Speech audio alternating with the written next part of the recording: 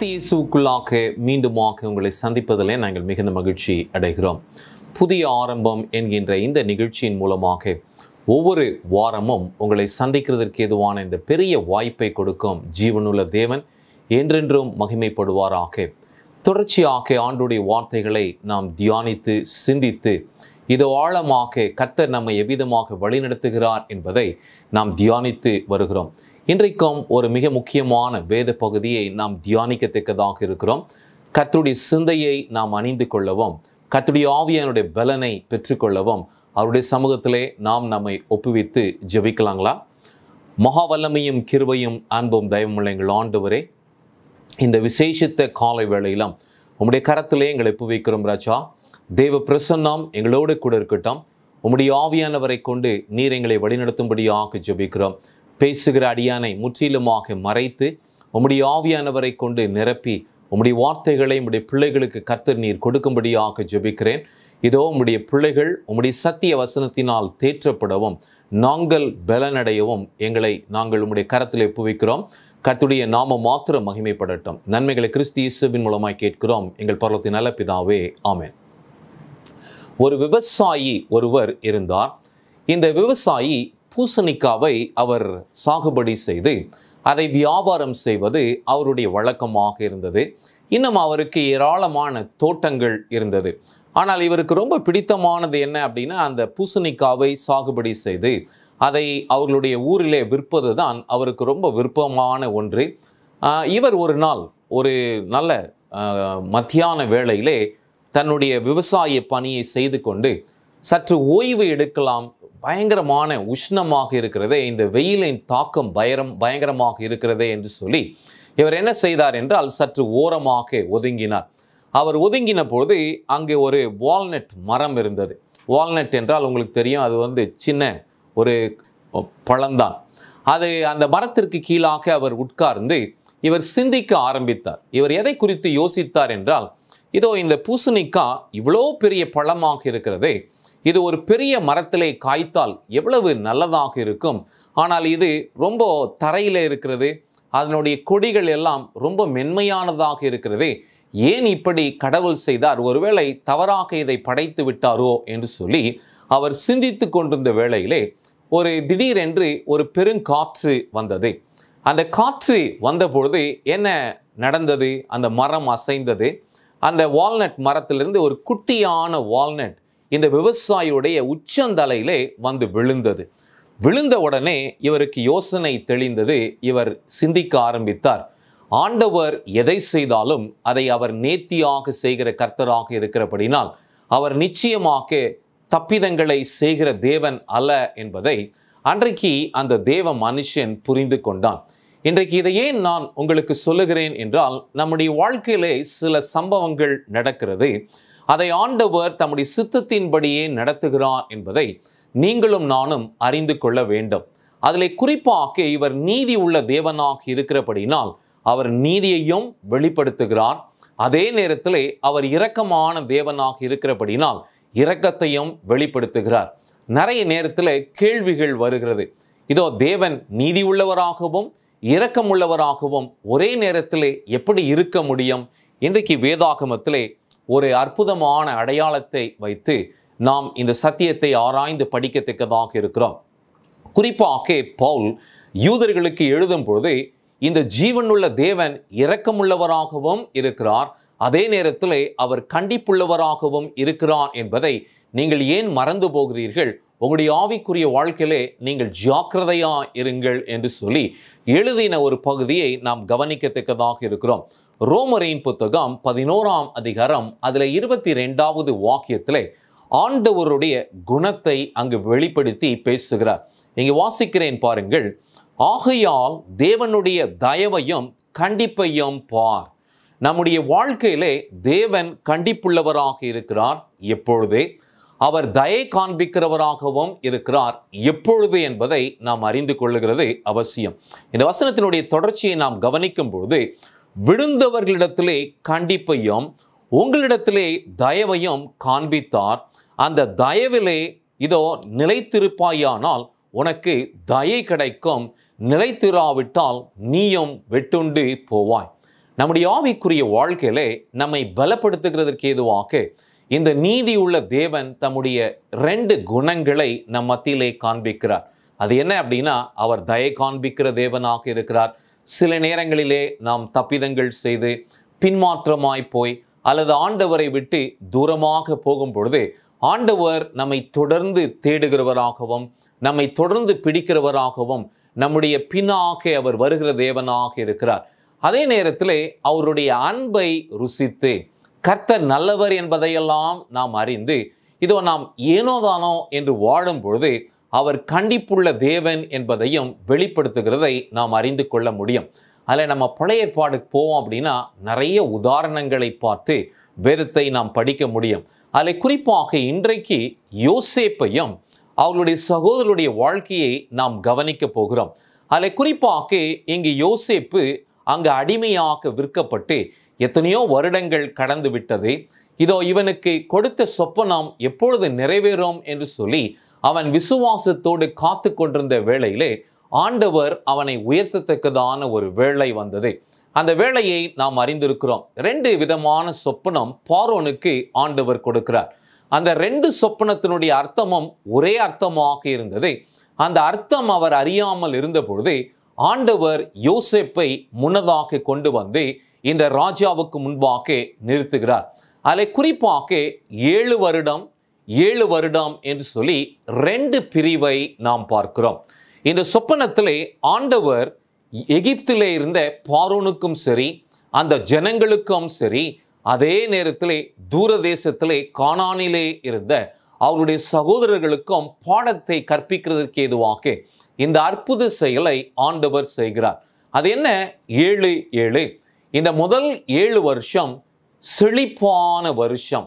இதோ ஆண்டவர் பரிபூரணமாக சகலத்தையும் அவர்களுக்கு கொடுக்கிறார். அந்த பரிபூரணத்தை பெற்றுக்கொள்ளுகிற நீங்களும் நானும் எவ்வளவு கவனமாக இருக்க வேண்டும் என்பதை அதிலே காண்பிக்கிறார்.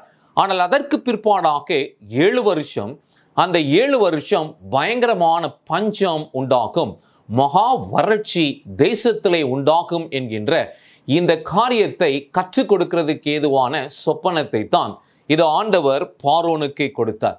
இதில் ஆண்டவர் என்ன காண்பிக்கிறார் அப்படின்னா, நம்முடைய வாழ்க்கையில எப்பவுமே எல்லாம் நல்லதாகவே அல்லது நல்ல நேரமாகவே இருக்காது.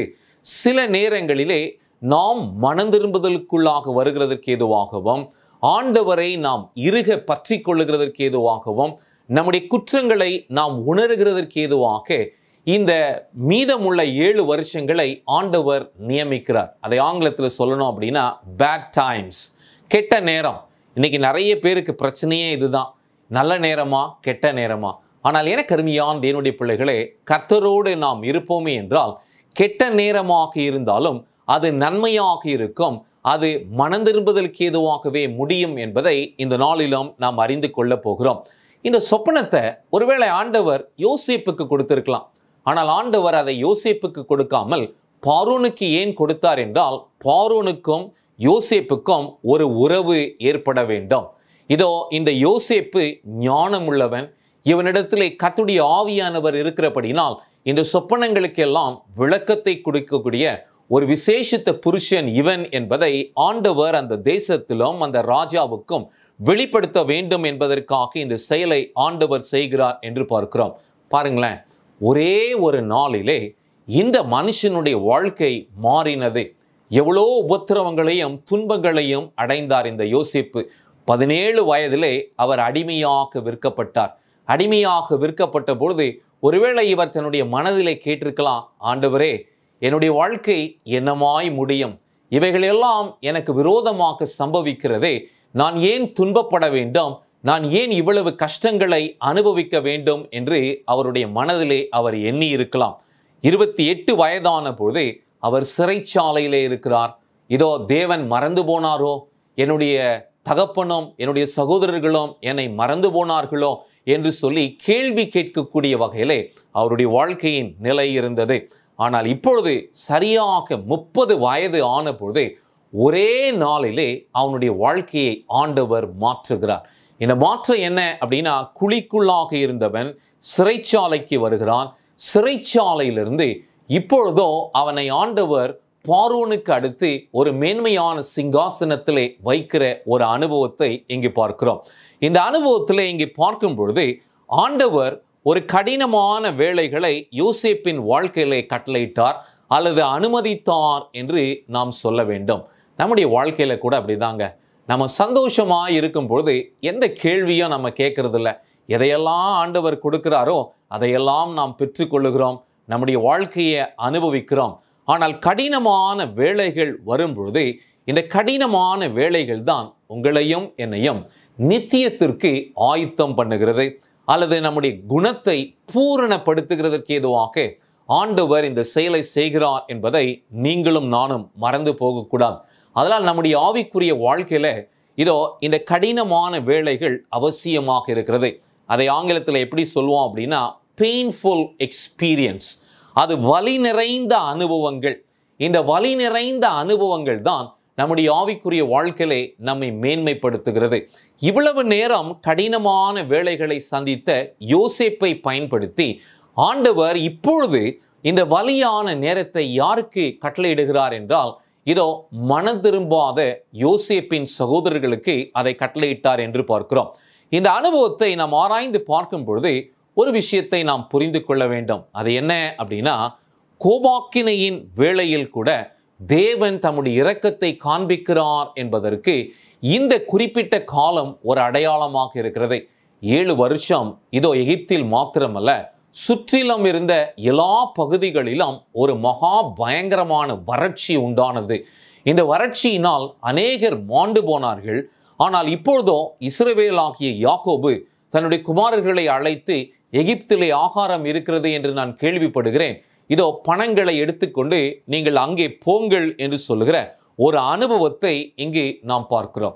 இந்த அனுபவத்திலே ஆண்டவர் பின்னதாக யோசேப்பை எவ்வளவு அற்புதமாக பயன்படுத்துகிறார். இங்கே பாருங்கள், ஆதியாகமம் 41:54 வாசிக்கும் பொழுது வசனம் இவ்விதமாக சொல்லுகிறது, யோசேப்பு சொல்லியபடியே 7 வருஷம் பஞ்சம் தொடங்கினது. இந்த வார்த்தை பாருங்க, ஆண்டவர் தம்முடைய மகனை கொண்டு எவ்விதமாக சொன்னாரோ அதே போல அந்த 7 வருஷம் பஞ்சம் துவங்கினது. என்ன வாசிக்கிறோம் அப்படின்னா, சகல தேசங்களிலும் பஞ்சம் உண்டாயிற்று, ஆனாலும் எகிப்து தேசம் எங்கும் ஆகாரம் இருந்தது. ஆம், எனக்கு அருமையான தேவனுடைய பிள்ளைகளே, இதில் என்ன ஒரு காட்சியை நாம் பார்க்கிறோம் என்றால், இந்த ஜீவனுள்ள தேவன் தம்முடைய மகத்தான செயல்களை செய்கிறார். அவர் ஒருபோதும் தப்பிதமான காரியங்களை செய்கிறது இல்லை. அவர் எல்லாவற்றையும் நேர்த்தியாய் கட்டளையிடுகிறபடினால் யோசேப்புடைய சகோதரர்கள் மனம் திரும்புதலுக்கு ஏதுவாக வரவும், அவர்கள் தங்களுடைய குற்றத்தை உணரவும், தங்களுடைய தப்பிதத்தை ஒப்புக்கொண்டு சகோதரனோடு ஒப்புரவாகிறது மாத்திரமல்ல, ஒரு குடும்பமாக அவர்கள் இணைகிறதற்கு ஏதுவாக இது தேவனுடைய செயலாக இருக்கிறது.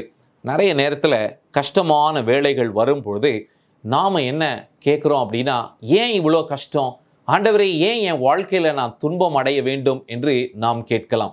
ஒருவேளை இந்த நாளிலும் இந்த செய்தியை கேட்டுக்கொண்டிருக்கும் அன்பு மகன், அன்பு மகள், உங்களுடைய இருதயத்திலே இந்த கேள்வியை நீங்கள் கேட்கலாம். ஆனால் எனக்கு அருமையான தேவனுடைய பிள்ளைகளே, எல்லாவற்றிற்கும் தேவனிடத்திலே பதில் இருக்கிறது. கர்த்தருடைய வார்த்தையை இங்கு கவனிக்கும் பொழுது இங்கு மிக முக்கியமாக 4 விஷயங்களை நாம் அறிந்து கொள்ள வேண்டும். முதல்ல, யோசேப்புக்கு நல்லா தெரியுது, அவருடைய கஷ்டமான வேளைகளிலும் சரி, அவருடைய துன்பமான வேளைகளிலும் சரி, இவர் ஒரு விஷயத்தை நன்றாக புரிந்து கொள்ளுகிறார். அது என்ன அப்படின்னா, இதோ நான் தேவனால் தெரிந்து கொள்ளப்பட்ட ஒரு பாத்திரம், என்னை ஆண்டவர் பயன்படுத்துகிறார் என்கின்ற விசுவாசம் அவனுக்குள்ளாக இருந்தது. நம்முடைய ஆவிக்குரிய வாழ்க்கையிலும் இதோ நாம் துன்பங்களையும் வேதனைகளையும் சகித்தாலும் கர்த்தரால் நான் தெரிந்து கொள்ளப்பட்ட ஒரு பாத்திரமாக இருக்கிறபடினால் நம்முடைய வாழ்க்கையிலே சகலமும் நன்மைக்கு ஏதுவாக நடக்கும் என்கின்ற விசுவாசம் நமக்கு அவசியமாக இருக்கிறது. ஆம், எனக்கு அருமையான தேவனுடைய பிள்ளைகளே, அது அவ்விதமாகவே நம்முடைய எல்லாருடைய வாழ்க்கையிலும் இருக்கிறது என்பதை நாம் மறந்து போகக்கூடாது. இரண்டாவதாக, யோசேப்புக்கு நன்றாக தெரியும், என்னுடைய நேரங்கள் அல்லது என்னுடைய வேலைகள் கடினமாக மாறினாலும், வலியான சூழ்நிலைகளுக்குள்ளாக நான் கடந்து போனாலும், நான் விசுவாசிக்கிற கர்த்தர் ஒருவர் இருக்கிறார், அவர் உண்மையுள்ளவராக இருக்கிறார், அவர் கொடுத்த வாக்கு மாறாது என்கின்ற நம்பிக்கை அவனுக்குள்ளாக இருந்தது. அந்த நம்பிக்கையின் நிச்சயத்தை அவன் உடையவனாக இருந்து ஆண்டவருக்கு நன்றி சொல்லி எப்பொழுதும் மனத்தாழ்மையாக இருந்தான். இந்த மனத்தாழ்மை யாருக்கு வரும் அப்படின்னா, யோசேப்பை போல தேவனுடைய பிள்ளைகளுக்கு வரும். யோசேப்பு என்ன நினைத்தாரு? மூணாவது விஷயம் ரொம்ப முக்கியம். இந்த மூன்றாவது காரியம் என்ன அப்படின்னா, என்னில் பலன் இல்லை, நான் திராணியற்றவனாக இருக்கிறேன், எனக்கு திராணியையும் வல்லமையையும் ஞானத்தையும் விவேகத்தையும் கொடுக்கிற கர்த்தர் ஒருவர் இருக்கிறார், அவரையே நான் நோக்கி பார்ப்பேன். இந்த பார்வோன் சொப்பனத்தை சொன்னபொழுது கூட ஒருவேளை யோசேப்பு இதோ உடனடியாக இந்த சொப்பனத்தை நான் விளக்கம் கொடுக்கிறேன் என்று சொல்லி இருக்கலாம். ஆனால் இங்கு பாருங்கள், அவனுடைய வாழ்க்கையிலே அவன் தேவனை மகிமைப்படுத்தினான் என்று பார்க்கிறோம். எதிர்காலமானது தேவனுடைய கையிலே இருக்கிறது, மனிதர்களாகிய நம்முடைய கையில் இல்லை என்பதை பார்வோனுக்கு மாத்திரமல்ல, அந்த தேசத்திலே இருந்த சகல ஜனங்களுக்கும் அவன் காண்பித்தான். அது என்ன அப்படின்னா, ஆண்டவர் எவைகளை நம்முடைய வாழ்க்கையிலே நிர்ணயித்து இருக்கிறாரோ அவைகள் எல்லாம் அதினதின் காலத்திலே நேர்த்தியாய் நடந்து தீரும் என்கின்றதை யோசேப்பின் வாழ்க்கையின் மூலமாக ஆண்டவர் காண்பிக்கிறார். ஆம், என கருமையான் தேவனுடைய பிள்ளைகளே, இந்த கடைசி நாட்களில் கூட ஆண்டவர் தம்முடைய கோபாக்கினையை இந்த பூமியின் மேல் ஊற்றுகிறார். ஆனால் எனக்கு பிடித்த ஒரு பழைய ஏற்பாடு வசனம் இருக்கிறது. ஆபகூப் என்கின்ற புத்தகத்திலே ஆண்டவர் கோபாக்கினையின் மத்தியிலும் தம்முடைய இரக்கத்தை காண்பிக்கிறார். பாருங்க, இந்த 7 வருஷம் வறட்சியான வருஷம், தேசத்தில் எங்கும் ஆகாரம் இல்லை, ஆனால் எகிப்தில் மாத்திரம் ஆகாரம் இருந்ததென்றால் இதோ கோபாக்கினின் மத்தியிலும் தேவன் இரக்கத்தை காண்பிக்கிறவராக இருக்கிறார் என்பதை வேதத்திலே ஆண்டவர் காண்பிக்கிறார். அந்த வசனத்தை வாசிக்கிறேன் பாருங்க. ஆபகூப்பின் புத்தகம் இதோ 3ஆம் அதிகாரம் 2வது வசனம். அதுல இங்கு சொல்லும் பொழுது அழகா சொல்றாரு, கர்த்தாவே நீர் வெளிப்படுத்தினதை நான் கேட்டேன். ஏன் அப்படின்னா, இந்த தீர்க்கதரிசி ஆண்டவர் தம்முடைய கோபத்தை வெளிப்படுத்துகிற வார்த்தைகளை கேட்டுக்கொண்டே இருக்கிறார். அதில் தொடர்ந்து இங்கு சொல்லும் பொழுது எனக்கு பயம் உண்டாயிற்று. ஆம், இந்த உலகத்திலே இனி சம்பவிக்க போகிற காரியங்கள் எல்லாம் மனிதர்களுக்கு பயத்தையும் திகிலையும் கொடுக்கக்கூடிய காரியமாகவே இருக்கும். இந்த கோவிட்-19 என்னங்க, இதைவிட கொடிய வாதைகளை மனிதர்கள் கடக்க வேண்டும். கடைசியாக 7 வாதைகளை ஆண்டவர் ஊற்றுவேன் என்றும் சொல்லி இருக்கிறதை வெளிப்படுத்தின விசேஷத்திலே நாம் வாசிக்கிறோம். அப்படி என்றால் அப்படிப்பட்ட காலத்திற்கு முன்பாக நாம் எப்படி நம்மை ஒப்புவிக்க வேண்டும் என்பதை நாம் கவனிக்கிறது மிகவும் அவசியம். இந்த வசனம் தொடர்ந்து சொல்லுகிறது, கர்த்தாவே வருஷத்தின் நடுவிலே உம்முடைய கிரியைகளை உயிர்ப்பியும், வருஷத்தின் நடுவிலே அதை விளங்க பண்ணும். நிறைய நேரத்தில் நாம் மரித்தவர்களாக இருக்கிறோம். மரித்தவர்கள் என்றால் எப்படி? ஆவிக்குரிய வாழ்க்கையிலே பாவத்திலே நாம் அகப்பட்டு பாவத்திலே நாம் நிலைத்திருக்கும் பொழுது நாம் இதோ மரித்தவர்களாக இருக்கிறோம். ஆனால் அந்த மரணத்திலிருந்து ஆண்டவர் உங்களையும் என்னையும் உயிர்ப்பிக்கிறதற்கு ஏதுவாக அவருடைய திவ்ய செயலை செய்கிறார். இந்த வசனத்தை முடிக்கும் பொழுது ரொம்ப அழகா முடிக்கிறார் தீர்க்கதரிசி. என்ன சொல்றாரு பாருங்கள், வருஷத்தின் நடுவிலே அதை விளங்க பண்ணும், கோபத்தாலும் இரக்கத்தை நினைத்தருளோம் என்று சொல்லுகிறார். அதை தான் இங்கே ஆண்டவர் யோசேப்புடைய வாழ்க்கையிலும் சரி, அவருடைய சகோதரருடைய வாழ்க்கையிலும் சரி, எகிப்தில் இருந்த பார்வோனும் அவனுடைய ஜனத்திற்கும் ஆண்டவர் காண்பிக்கிறதை நாம் பார்க்கிறோம். அவர் கோபாக்கினையின் நடுவிலும் அவருடைய இரக்கத்தை நினைவு கூறுகிற தேவனாக இருக்கிறார். எகிப்தில் மாத்திரம் ஆகாரம் இருந்தது. ஆண்டவரால் தெரிந்து கொள்ளப்பட்ட இஸ்ரவேல் என்னும் சந்ததி காக்கப்பட வேண்டும். எனக்கு அருமையான தேவனுடைய பிள்ளைகளே, தேவனுடைய மகத்தான செயல்களை நாம் ஆராய்ந்து பார்க்கும் பொழுது எப்பொழுதும் ஒரு நற்செய்தி இருக்கிறது. இந்த நற்செய்தி இங்கு யார் மூலமாக உண்டானது என்றால், யோசேப்பு என்கின்ற இந்த புருஷன் மூலமாக உண்டானது. அது புறஜாதியார்களுக்கு மாத்திரமல்ல, தூரதேசத்திலே தன்னை வேண்டாம் என்று வெறுத்து பொறாமை கொண்டு அவன் அழிய வேண்டும் அல்லது அவன் அழிந்து போக வேண்டும் என்று வாஞ்சித்த உடன் சகோதரர்கள் மேலும் ஆண்டவர் தம்முடைய மகா மேன்மையான இரக்கத்தை காண்பித்தார் என்று பார்க்கிறோம். இந்த ஆகாரத்தை தேடி யோசேப்பின் சகோதரர்கள் வருகிறார்கள். ஆனால் இங்கு யோசேப்பு மூலமாக ஆண்டவர் 3 பரீட்சைகளை அவருடைய சகோதரர்களுக்கு வைக்கிறார். 3 பரீட்சை என்ன அப்படின்னா, முதல் பரீட்சை ரொம்ப அற்புதமானது. முதல் விசையாக ஆகாரத்தை தேடி வந்த பொழுது யோசேப்பு அவர்களை கண்டுபிடித்து விடுகிறார். ஆனால் அவருடைய சகோதரர்களுக்கோ இவன் யார் என்பது அவர்களுக்கு தெரியல. அவங்க என்ன நினைச்சிட்டு இருக்காங்கன்னா, இவன் பார்வோனுக்கு அடுத்து ஒரு மேன்மையான சூழ்நிலையிலே இவன் இருக்கிறான் என்று அவர்கள் எண்ணிக்கொண்டிருக்கிறார்கள். ஆனால் ஒரு பயங்கரமான பரீட்சை என்ன அப்படின்னா, சிமியோனுடைய சாக்கிலே அவர் அதை போட்டு விடுகிறார். எது அப்படின்னா, வெள்ளி பாத்திரத்தை. இவங்க ஆகாரத்துக்காக வந்தவங்க திரும்பி நம்ம பத்திரமா போயிடுவோம் அப்படின்னு நினச்சிக்கிட்டு அவங்க போகிற வழியிலே இதோ தொடர்ந்து அனுப்பப்பட்ட சேவகர்கள் அவர்களை போய் பிடித்து, நீங்கள் எதற்காக தேசத்திற்குள்ளாக வந்தீர்கள், இதோ ராஜாவின் பாத்திரம் உங்களுடைய சாக்குக்குள்ளாக எப்படி வந்தது என்று சொன்னபோது, அப்பொழுதுதான் இவங்க எல்லாம் மீண்டுமாக ஒருவருடைய முகத்தை ஒருவர் பார்த்து, இதோ நாம் யோசேப்பை விற்று போட்டோமே, அவன் குற்றமில்லாத ஒரு மனுஷனாக இருந்தானே, அவனுக்கு விரோதமாக நாம் செயல்பட்டோமே என்று சொல்லி ஒருவரோடு ஒருவர் அவர்கள் பேசி கொண்டார்கள். நம்முடைய ஆவிக்குரிய வாழ்க்கையில கூட அப்படிதாங்க. ஆண்டவர் முதல் பரீட்சையை கொடுக்கிறார். அந்த முதல் பரீட்சை என்ன அப்படின்னா, இதோ நம்முடைய மனசாட்சியை நாம் சிந்திக்க வேண்டும். நல்லது செய்யும் பொழுது நாம் நன்மை செய்தோம் என்று சொல்லி நம்முடைய மனசாட்சி சொல்லும். ஆனால் தீமையை செய்யும் பொழுது இதோ ஆண்டவருக்கு விரோதமான செயல்களை நாம் செய்தோமே, இதையெல்லாம் நாம் செய்திருக்க கூடாது என்று சொல்லி யோசேப்புடைய சகோதரர்கள் யோசித்தது போல நாமும் சிந்திக்க வேண்டும். அதை ஆதியாகமம் 42ஆம் அதிகாரம் 1 - 38 வசனங்கள் வரைக்கும் இந்த பரீட்சை தான் அவங்களுக்கு.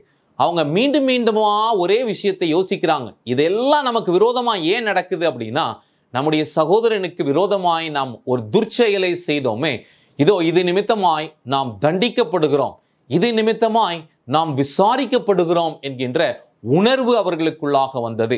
இரண்டாவது பரீட்சை என்ன அப்படின்னா, கேரக்டர் டெஸ்ட்.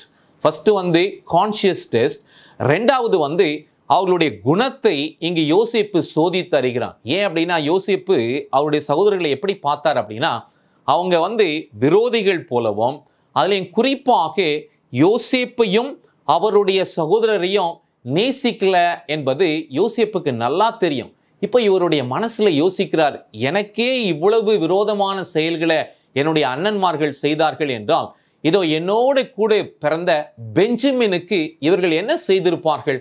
ஒருவேளை என்னுடைய சகோதரனாகிய பெஞ்சமின் உயிரோடு இருக்கிறானோ, அல்லது எனக்கு செய்தது போல அவனுக்கும் செய்தார்களோ என்று சொல்லி இந்த இரண்டாவது பரீட்சையை கொடுக்கிறார். அது என்ன அப்படின்னா, நீங்க இன்னொரு சகோதரன் இருக்கிறான் என்று சொல்லுகிறீர்களே, இதோ அவனை கொண்டு வாருங்கள், அவனை நான் அறிய வேண்டும் அல்லது அவனை நான் பார்க்க வேண்டும், நீங்கள் சொல்லுகிறது உண்மைதானோ என்பதை நான் சோதித்து அறிய வேண்டும், இல்லை என்றால் நீங்கள் வேவுக்காரர்கள் தான் என்று சொல்லி இவர் இங்க என்ன பண்றாரு அப்படின்னா, சிமியோனை பிடித்து வைத்துக் கொள்ளுகிறார். இந்த சிமியோன் யாரு அப்படின்னா, ஒரு பயங்கரமான தந்திரமானவன்.